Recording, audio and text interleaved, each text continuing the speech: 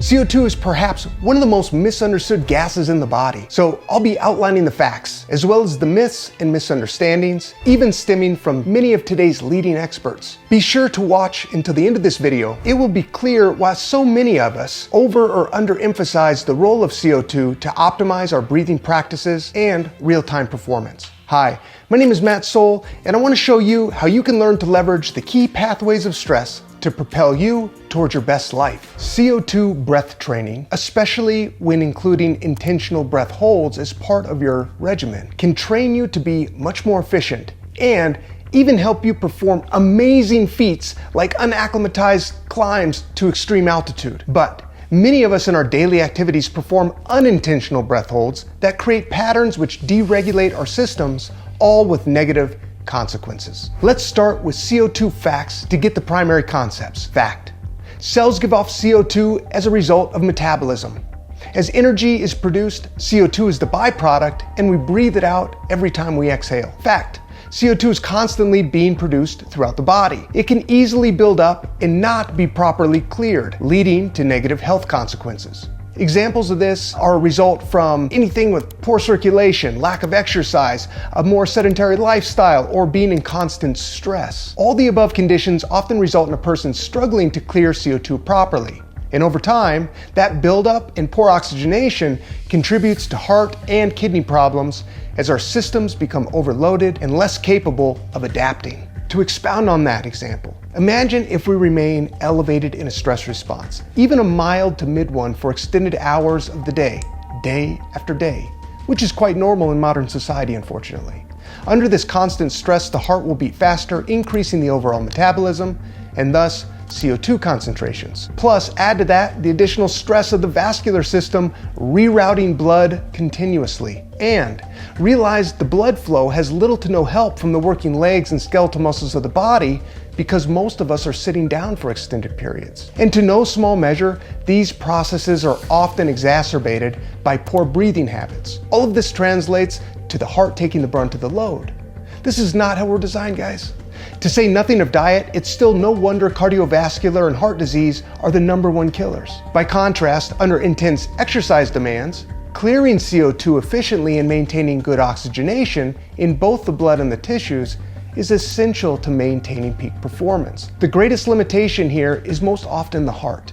But since the heart and the breath are so closely linked, meaning the heart rate drives the breath and the breath rate also drives the heart rate, both have profound influence on properly clearing CO2 and ultimately maximizing the heart's ability to function optimally. Fact: under many conditions, CO2 concentration is the primary mechanism for our need to take a breath. The way this works is that as CO2 builds up in a body, it eventually triggers the respiratory control center in the brainstem, which then sends a signal to take a breath. Each time CO2 reaches its threshold, your nervous system sends a signal to breathe to lower those concentrations, some 20,000 times per day. Fact: our brains and our breath default to certain types of patterning. Those patterns can promote wellness, or those patterns can promote disease. Poor patterning that is very common occurs while many of us are exercising, learning new skills, or simply feeling mental and emotional stress. During these episodes, we will often perform unintentional breath holds, increasing CO2 concentrations. This often triggers much more labored breathing after the breath hold. If breathing due to higher CO2 concentrations is done with a type of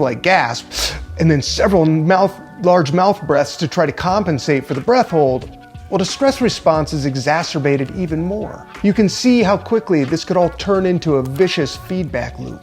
I've witnessed this many times firsthand, observing people's behavior when I teach a variety of subjects, including everything from martial arts to public speaking. For example, when I show a new striking combination to a student, I'll see this in response: a breath in, hold, and then the student will attempt a combination, and then need to pause before the next attempt because they're breathless. Or when I train Wim Hof Method instructors to get up in front of an audience and deliver their presentations for the first time.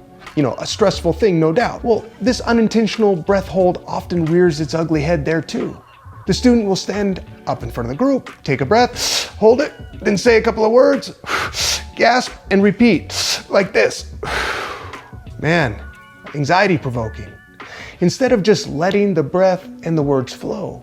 Now, next time you're at the gym, art class, or office, take a look at yourself or the people around you. Observe how often this takes place under the conditions described. When these negative patterns are reinforced day after day, it's easy to develop a default pattern that results in poor performance with these bad health consequences. So, final fact here. Higher CO2 concentrations can be associated with significant fear, anxiety, even panic, guys. The response is so hardwired that it is independent of a functioning amygdala, which is the emotional center of the brain. The most famous case, even cited recently by James Nestor, author of Breath, The New Science of a Lost Art, highlights a patient referred to as SM, aka the woman with no fear. This is a patient that in her lifetime had experienced being held at gunpoint, knife point, experienced horrible domestic violence, and even at one point almost lost her life. And yet, none of those experiences triggered a fear or panic response in her. Rather, it was only from inhaling CO2 that fear and panic attacks were induced. Imagine that, right? And that CO2, that was an experiment that was done with her. But wow. Take a breath, guys. All right, now, that's not to say that CO2 is not important. It's quite important, especially our training with it. But the reason I laid out all of the above is because, generally speaking, under both stress and rest demands, or rather rest and stress demands, our need to clear CO2 efficiently is of the utmost concern. All of this begs the questions: how do we reframe the relationship to CO2? How do we derive the maximum benefits from training with it? And are there any limitations? Yes, let's get into this. But one such way we can begin to reframe the relationship with CO2 is practicing higher CO2 tolerance using intentional breath holds for prescribed periods, while focusing on relaxing the body and mind. This is a great way to train the body to do more with less. In fact, performing intentional extended breath holds can increase EPO production in some cases, which triggers higher production of red blood cells and ultimately improves overall oxygen carrying capacity. Pretty cool. Now, two specific ways to train this are: one, where you can practice CO2 training while walking and holding your breath after an exhale, or moving through slow wrestling exercises while on an exhale breath hold. Just remember, try to stay calm and move slow as you do these exercises. Another way, and it happens to be my go-to preferred training method, is cyclic hyperventilation protocols mixed with extended breath holds while at rest, as described in my last video called How to Breathe to Destroy Stress and Perform Like a Navy SEAL. Be sure to check that one out. Now, this method first clears tons of CO2 from the body and then lets it gradually build up while you're feeling zen. Physically, mentally, and emotionally, this is among the highest value exercises to reframe your relationship to CO2. Now, to get to the last part of our question, namely, what are the limits of CO2? Let's discuss the myths and misunderstandings of this gas. The first one is that by creating higher CO2 concentrations, you will create a larger edge in performance. Not necessarily. In fact, this is rarely the case, unless under the prescribed training conditions as I listed earlier, such as intentional breath holds practiced over short-term intervals. The ability to clear CO2 efficiently not only relies on quality exhales, but also on proper blood flow, which is by far most notably limited by the heart, not CO2 concentrations. The other primary factors for proper blood flow are nitric oxide, VQ match efficiency, acetylcholine, endothelial-1, and mindset, which governs much of the autoregulation of the vasoconstriction or dilation that we experience. And that's the closing or opening of our vessels, just so it's clear. Now, to piggyback on the next misunderstanding is CO2 is always a vasodilator, which is not true. While it acts as a vasodilator in most cases, meaning the expanding of vessels, under certain conditions, CO2 also can act as a vasoconstrictor. This is most notable when there is little efficiency in external gas exchange at the site of the alveoli.